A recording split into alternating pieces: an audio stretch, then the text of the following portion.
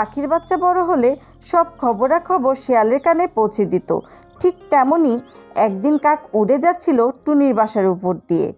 হঠাৎ দুষ্ট কাক দেখতে পেল টুনির বাসায় দুটি ছানা, আর তাই দেখে কাক গাছের আড়ালে লুকিয়ে পড়ল। শোনো আমার ছানারা, তোমরা কখনো বাসা থেকে বের হবে না। কেন মা, বাইরে যাব না কেন? আমাদের যে বাইরে যেতে খুব ইচ্ছে করে। না না আমার ছানাপোনারা, তোমরা কখনো বাহিরে যাবে না। যদি শিয়াল কোনো প্রকার তোমাদের কথা জানতে পারে, তাহলে আমি তোমাদের চিরতরে হারিয়ে ফেলবো। কেন মা, শিয়াল জানতে পারলে কি হবে? ওই শিয়াল যে খুব দুষ্টু, তোমাদেরকেও খেয়ে ফেলবে। তুমি ভয় পেও না মা, ওই শিয়াল আমাদের কিছুই করতে পারবে না। আমরা শিয়ালকে মজা দেখিয়ে ছাড়বো। হয়েছে, যত সব পাকা পাকা কথা। আমি যেটা বলছি সেটাই করবে। এই বাসা থেকে কখনো বাহির হবে না তোমরা। কি মনে থাকবে তো? আচ্ছা আচ্ছা, ঠিক আছে মা, এই বাসা থেকে আমরা কখনো বাহির হব না। এই তো আমার লক্ষ্মী ছানাপোনা। টুনটুনি ও ছানাদের সকল কথা কাক আড়াল থেকে সব শুনে ফেললো। তবে রে টুনি, লুকিয়ে লুকিয়ে এই করা হচ্ছে?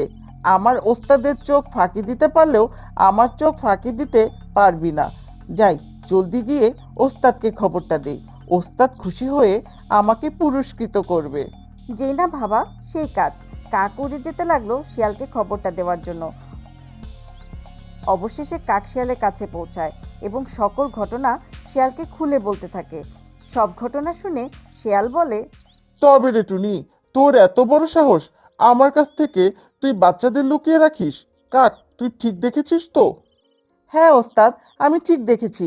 বিশ্বাস না হলে চলেন টুনির বাসায়। তোর কথা যদি সত্যি হয়, তাহলে আমি টুনির বাচ্চাদের তো খাবই, সাথে ওই টুনিকেও আমি খেয়ে ফেলবো।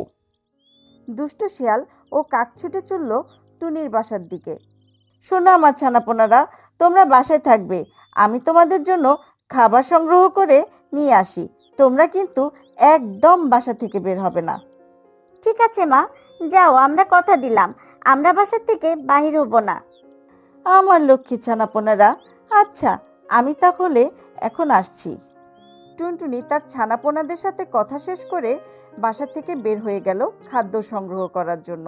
পথিমধ্যে হঠাৎ টুনটুনির সাথে শিয়াল ও কাকের দেখা হয়ে গেল। শিয়াল তো রেগে মেগে আগুন হয়ে টুনটুনিকে বলল, এই টুনি, তোর এত বড় সাহস! তুই তোর বাচ্চাদের আমার কাছ থেকে লুকিয়ে রাখছিস? আর এই কথা শুনে টুনি তো প্রচণ্ড ভয় পেয়ে গেল আর মনে মনে ভাবতে লাগলো, এই সেরেছে, আমার ছানাপোনাদের কথা শিয়াল জেনে ফেলেছে। এবার মনে হয় আমার ছানাপোনাদের আমি আর রক্ষা করতে পারবো না। না, শিয়ালের সামনে এইভাবে ভয় পেলে চলবে না। আমাকে এমন ভাব করতে হবে যেন আমি কিছুই জানি না। কোথায় হুজুর, এই ভুল সংবাদ আপনাকে কে দিল? আর আমার যদি বাচ্চা থাকতো, তাহলে আপনি এতদিন ধরে না জেনে থাকতেন হুজুর। তাই তো, আমার চোখ ফাঁকি দেওয়া এত সহজ নয় তো। টুনির বাচ্চা থাকলে তো তা আমি আগে থেকে জানতে পারতাম, কেননা এই বনের কোনো কিছু আমার চোখ ফাঁকি দিতে পারে না। ওস্তাদ, টুনি মিথ্যা কথা বলছে। আমি নিজ চোখে ওর বাসায় দুটো বাচ্চা দেখে এসেছি। বিশ্বাস না হলে চলুন টুনির বাসায়। টুনি তার বাচ্চাদের বাসার ভিতরে লুকিয়ে রেখেছে। আচ্ছা ঠিক আছে, তুই এত করে যখন বলছিস, চল টুনির বাসায় গিয়ে দেখি। টুনি, তুমিও আমাদের সাথে চলো। যদি তোর বাসায় আমি বাচ্চা খুঁজে পাই, তাহলে আমি তোর বাচ্চাদের তো খাবোই, সাথে তোকেও খাবো। এই সেরেছে, শিয়াল তো আমার বাসার দিকে যাচ্ছে। আমার বাসায় গেলে তো আমার দুটো বাচ্চাকে দেখে ফেলবে, আর তা দেখে এই দুষ্ট শিয়াল খেয়ে ফেলবে। আমি এখন কি করি? হে প্রভু, তুমি আমায় সাহায্য করো প্রভু। কি রে টুনি, মনে মনে বিড়বিড় করে কি বলছিস বল? ইয়া মানে হুজুর, অন্য একদিন গেলে হয় না? আমার যে একটু তাড়া ছিল। কি?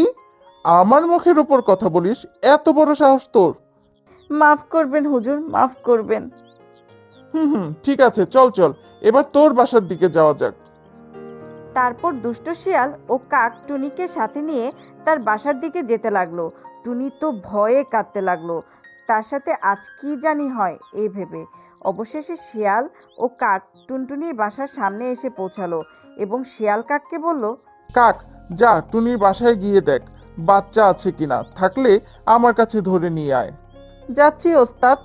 এই কথা বলে কাক টুনির বাসার দিকে যেতে লাগলো। আর এই দেখে টুনি ভয়ে কাঁপতে লাগলো। আজ মনে হয় আমার এই বাচ্চাদের এই শিয়ালের হাত থেকে রক্ষা করতে পারলাম না। হে প্রভু, তুমি আমাকে সাহায্য করো। কাক তো টুনির বাসায় ঢুকলো, কিন্তু টুনির ছানাপোনাদের কোথাও খুঁজে পেল না। টুনির ছানাপোনাদের কোথাও খুঁজে না পেয়ে কাক একা একা বলতে লাগলো। এখানে তো টুনি ছানাপোনাদের দেখলাম, গেল কোথায়? এখন ওস্তাদকে কি বলবো? কি রে, এতক্ষণ লাগে খুঁজতে? ওস্তাদ তো অনবরত ডেকেই যাচ্ছে, কি যে করি। কি রে বেটা, এতক্ষণ লাগে খুঁজতে? কি করছিস তুই? জলদি এদিকে আয়। শিয়ালের ডাকাডাকি দেখে অবশেষে কাউকে খুঁজে না পেয়ে কাক শিয়ালের সামনে এসে বসলো। টুনি বুঝে ফেললো এই দুষ্ট শিয়াল আজ আর ছানাপোনাদের না খেয়ে এখান থেকে কোথাও যাবে না। তাই মনে মনে টুনি একটি ফোন দিয়ে আটে। কি রে, তুই একা কেন? কাউকে কি বাসায় খুঁজে পেলি না নাকি? মানে ওস্তাদ, কাউকে তো খুঁজে পেলাম না। কি বলে, কাউকে খুঁজে পায়নি? মানে তাহলে আমার ছানাপোনারা গেল কোথায়? আচ্ছা, যাই হোক, আগে শিয়ালকে এখান থেকে বিদায় করি, এরপর না হয় খুঁজে দেখব ছানাপোনারা কোথায় গেল। দেখছেন তো হুজুর, আমি আপনাকে আগেই বলেছিলাম আমার এখানে কেউ নেই।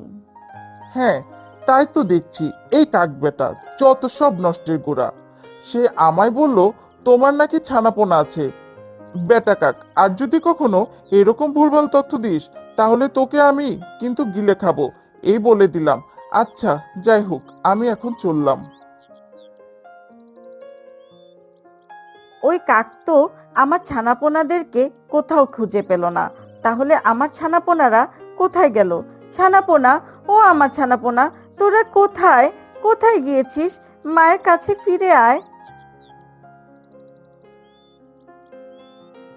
আমরা কোথাও যাইনি মা, দূর থেকে দেখছিলাম শিয়াল মামা এদিকে আসছে, তাই তো আমরা ওই গাছের আড়ালে লুকিয়েছিলাম। খুব ভালো করেছিস বাবা, খুব ভালো করেছিস। কিন্তু তোদেরকে যে আর কতদিন এভাবে আগলে রাখতে পারবো তাই বুঝতে পারছি না। শিয়ালের কানে যেহেতু এ কথাটা একবার গেছে, সে ঠিক তোদের খুঁজে বাহির করবে। এ কি, এ কি হুজুর, আপনি? টুনি, তুই কি ভেবেছিস তুই আমার চোখ ফাঁকি দিবি? এই জঙ্গলের কোনো পাখি আমার চোখ ফাঁকি দিতে পারে না। আর তুই তো একটা সাধারণ টুনি। আমাদের ক্ষমা করে দেন হুজুর, আমার ছানাপোনাদের আপনি ছেড়ে দেন, দয়া করুন হুজুর। দয়া? আমি কাউকে দয়া করি না। আর তাছাড়া তুই আমাকে মিথ্যা বলেছিস। আমি তোর ছানাপোনাদের তো খাবই, সাথে তোকেও খাবো। শিয়াল মামা, শিয়াল মামা, আমার মার কোনো ক্ষতি আপনি করবেন না। আমাদেরকে আপনার চাইতো, আমাদেরকে আপনি খেয়ে ফেলুন। আমার মায়ের কোনো কিছু করবেন না শিয়াল মামা। আচ্ছা আচ্ছা, এত করে যেহেতু বলছিস, যা, তোদের মাকে আমি ছেড়ে দিলাম। এবার তোরা আয় তো দেখি, তোদেরকে আমি আমার পেটের জ্বালা মিটাই। হুজুর, আপনি মহান। আমার এত বড় অপরাধ আপনি ক্ষমা করে দিয়েছেন। আজ আমি বুঝলাম বনের পাখিরা আপনার সম্পর্কে যেসব খারাপ খারাপ কথা বলে তা সব কিছু মিথ্যে। আপনি হলেন এই বনের রাজা। টুনির মুখে এই কথা শুনে শিয়াল তো ভারী খুশি। টুনির কথা শুনে শিয়াল মনে মনে ভাবলো, বাবা, যাক, অন্তত কেউ একজন তো আমার প্রশংসা করলো। ঠিক আছে, ঠিক আছে, তোমার কথা শুনে আমি খুব খুশি হয়েছি। কিন্তু তাই বলে এই ভেবো না আমি তোমার ছানাপোনাদেরকে আমি ছেড়ে দিব। তাদেরকে আমি খাবই। তা আমি জানি হুজুর, এই বনের কেউ আপনার চোখ এড়িয়ে যেতে পারে না। হুজুর, আপনার কাছে আমার একটা আবদার আছে, রাখবেন? কি আবদার বল শুনি? হুজুর, খাবার সংগ্রহের জন্য প্রায়ই আমাকে বাসার বাইরে থাকতে হয়। আমার ছানাপোনাদের আমি ঠিক মতো এখনো দেখিওনি। আপনি যদি দয়া করে তাদেরকে আজ না খেয়ে কাল খেতেন, তাহলে আজকে তাদেরকে আমি শেষবারের মতো ভালোভাবে একটু দেখে নিতাম। টোনা আবার কোনো ফাঁদ তৈরি করছে না তো? বেচারা টুনি, তার সন্তানদের হয়তো শেষবারের মতো দেখে নিতে চাচ্ছে। আচ্ছা আচ্ছা, ঠিক আছে, আজকের জন্য ওদেরকে আমি ছেড়ে দিলাম, কিন্তু কাল সকাল সকাল এসে তোর ছানাদের আমি খাবো। আপনি সত্যি মহান হুজুর, জয় হোক, শেয়াল হুজুরের জয় হোক।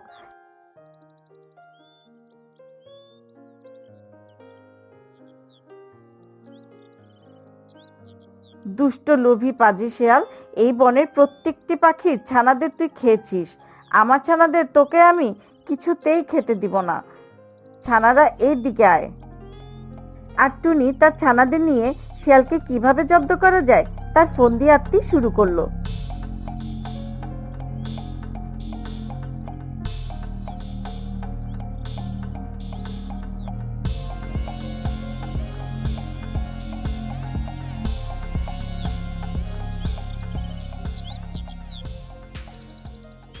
সকাল হতে না হতে শিয়াল টুনির বাসার দিকে আসতে লাগলো, আর সাথে কাকও ছিল। কিরে টুনি ছানাপোনারা কোথায়? জলদি বেরিয়ে আয়, আমার যে খুবই খিদে পেয়েছে।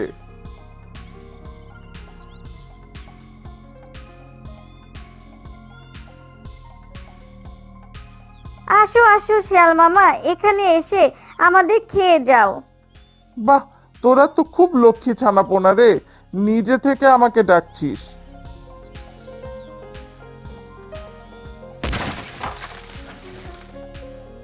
গর্তের ভিতরে কাটা গাছ দিয়ে ভর্তি ছিল, সেখানে শিয়াল পড়ার সাথে সাথে মারা গেল। আর এই সমস্ত ঘটনা দেখে কাক বলল, ওরে বাবা রে, প্রাণ থাকতে পালাই। যাক, অবশেষে এই অত্যাচারী শিয়ালের হাত থেকে বনের সব পাখিরা রেহাই পেল।